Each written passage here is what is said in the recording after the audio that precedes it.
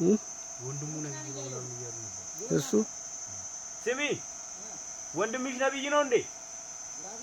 ሰምቻለሁ ወሬ እንደዛ የወርሽን ነው